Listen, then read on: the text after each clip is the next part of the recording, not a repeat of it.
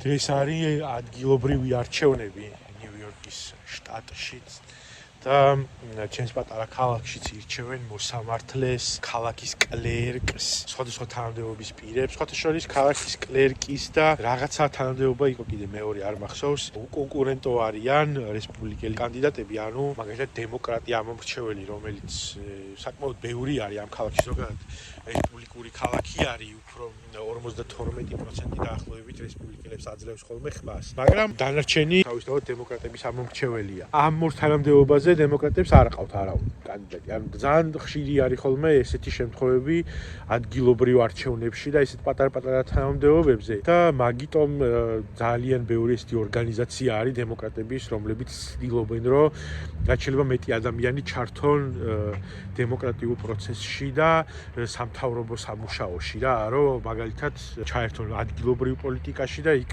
რაღაცა გააკეთონ და კონკურენცია გაუწიონ ამ უკონკურენტო კანდიდატებს, რომელთა დამარცხებაც რეალურად შესაძლებელი არის ხოლმე რა. ხო და ამავე დროს გვაქვს ქალაქის საკრებულოს არჩევნებიც დღეს აქ ორი კანდიდატი ყავს დემოკრატებს და შესაბამისად ამ შემთხვევაში კონკურენციას უწევენ რესპუბლიკელებს ხო და ნახოთ როგორ მოხდება. ეხლა ზოგადად განწყობები თვითონ თელს ამერიკაში და ზოგადად ტენდენციები რაც არის ტრამპის პოლიტიკის გამო თვითონაც რესპუბლიკელებსაც ეშინიათ ამ ყველაფრის გამო რომ რაღაცნაირად შესაძლებელია რომ არჩევნებზე წააგონ მათ შორის მიდთერმებზეც და აი ეს არჩევნები სიმპტომატური იქნება და გვაჩვენებს ზოგად ტენდენციებს თუ რანაირად როგორ იქნება. აი მაგალითად ეს ქალაქი თუ galurjda სერიოზული ინდიკატორი იქნება ეხლა ჩემთვის რომ რაღაცა ტენდენციები იცვლება. ხო ზოგადად ეხლა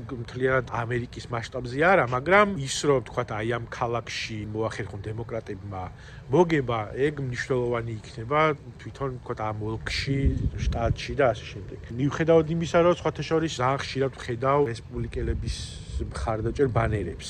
იმდენი აღარ არის, რამდენიც მანამდე იყო და საპრეზიდენტო არჩევნებამდე სანამ ტრამპი ოფიციალურად დააყენებდა თავის კანდიდატურას და ბაიდენი ახალი მოსული რო იყო, მაშინაც კი არ ქონა ჩამოხსნილი ხალხს ტრამპის დროშები და ეხლა ცოტა რაღაცნაირად მაგას ნაკლებად ვამჩნევ. თუმცა ლოკალური პოლიტიკოსები მაინც არის რა.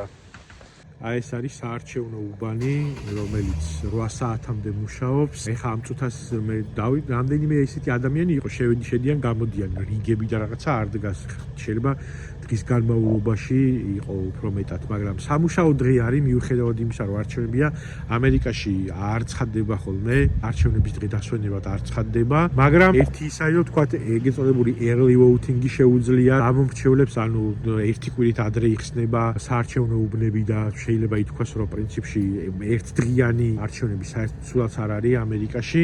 ასევე ფოსტით შეგიძლია გამოაგზავნო და ასე შემდეგ. ბევრი საშუალება არის, რომელზეც ეხლა ცდილობენ მაგალითად რესპუბლიკელები, რომ ბევრი რაღაცა შეცვალონ, იმიტომ რომ ყოველთვის ამბობენ, რომ ყალბდება და ასე შემდეგ, მიუხედავად იმისა, რომ უამრავი გამოძიება და კვლევა ჩატარებულა და ვერაფერი ვერასოდეს ვერ უპოვიათ იმასთან დაკავშირებით, რომ რაღაცა შეიძლება ისე არის რა, გაყალბების ამბავში, მაგრამ მაგალითად კალიფორნიაში ცდილობენ და სხვადასხვა შტატებში გარკვეული არის, რომ თქვათ შეცვალონ წესები საარჩევნო და პროცესები, იმიტომ რომ ეშინიათ იმისი, რომ აი ამ ყველაფრის გამო რაც ხდება ქვეყანაში, შესაძლებელი არის, რომ რესპუბლიკელებმა წააგონ საპარლამენტო არჩევნები, რომელიც არის ეგრეთ წოდებული mid-term elections და 2026 წლის ზაფხულში უწევს თუ შემოდგომაზე, ზუსტად არ მახსოვს. ხო და მოკლედ ესეთი